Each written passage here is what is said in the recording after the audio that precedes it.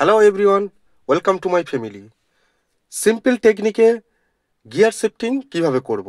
তো gear shifting করার সময় সবসময় মনে রাখতে হবে আমাদের ফুল ক্লাচ করতে হবে।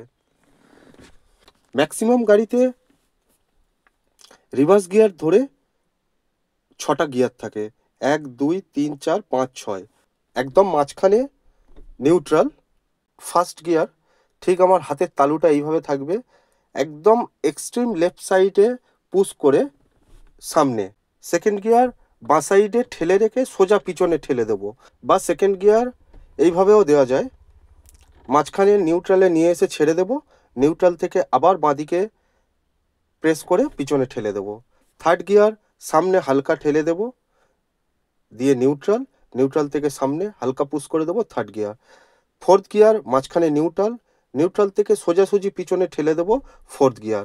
ফিফথ গিয়ার সামনে হালকা ঠেলে দেবো, নিউট্রাল, নিউট্রাল থেকে ঠিক হাতের তালুটা এইভাবে রেখে একদম এক্সট্রিম রাইট সাইডে পুশ করে সামনে ফিফথ গিয়ার।